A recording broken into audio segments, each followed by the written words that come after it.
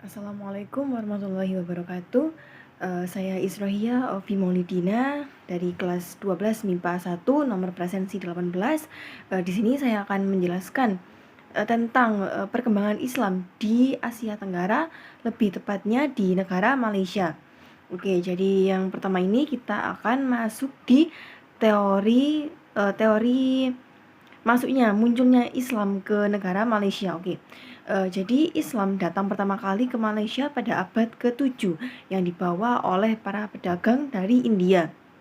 Nah, kemudian para pedagang dari India ini selanjutnya secara perlahan menyebarkan agama Islam di negara Malaysia ini. Nah, ketika mereka ini menyebarkan agama Islam di Malaysia ini, hal itu diketahui oleh Sultan Mazafar Shah I di Kedah yang kemudian menerima tawaran Islam.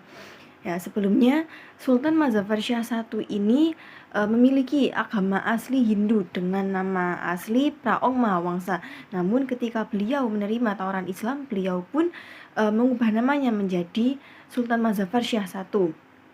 Ya, kemudian teori lain juga menyebutkan bahwa Islam ini datang ke Malaysia pada abad ke-10 yang didasarkan dengan ditemukannya mata uang dinar emas di Kelantan pada tahun 1914.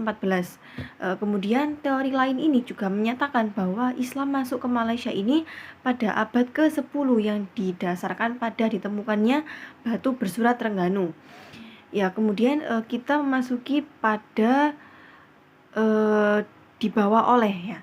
Jadi Islam ini datang ke Malaysia ini seperti yang sudah saya jelaskan tadi, Islam datang ke Malaysia dibawa oleh para pedagang dari India ya, yang kemudian para pedagang ini menyebarkan secara perlahan agama Islam ke Malaysia yang kemudian diketahui oleh Sultan Mazafar Shah I yang akhirnya menerima tawaran Islam. Ya, lalu bagaimana respon masyarakat terhadap penyebaran Islam di Malaysia ini? Ya, jadi sebelum Islam datang ke Malaysia ini, mayoritas penduduk di Malaysia ini beragama Hindu. Ya, namun ketika Islam datang ke Malaysia ini, mayoritas penduduk di Malaysia ini menerima tawaran Islam secara sukarela atau dengan mudah menerima tawaran Islam. Ya, mengapa mayoritas penduduk di Malaysia ini menerima secara sukarela tawaran Islam? Ya, karena yang pertama ini adalah kalau di agama Hindu itu kan ada ada tingkatan kasta ya, seperti kasta kesatria, kemudian kasta brahmana, kasta sudra, dan kasta waisa. Ya, itu. Tapi kalau dalam agama Islam ini itu kan tidak ada kasta sosial manusia. Jadi semua orang itu rata. Semua manusia itu rata tingkatannya. Jadi hal itu membuat mayoritas penduduk di Malaysia ini menerima tawaran Islam. Ya, selain itu cara penyebaran agama Islam di Malaysia ini dengan menggunakan cara yang damai sehingga penduduk ini menerima tawaran Islam dengan mudah. Ya, kemudian setelah disebarkannya agama Islam di Malaysia ini, bagaimana perkembangan agama Islam di Malaysia ini?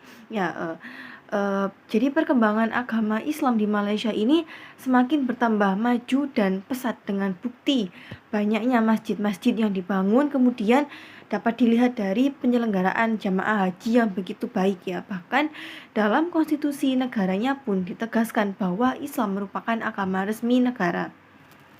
Ya, kurang lebihnya seperti itu yang bisa saya jelaskan. Apabila ada kesalahan dari ucapan baik disengaja maupun tidak disengaja, saya mohon maaf yang sebesar-besarnya.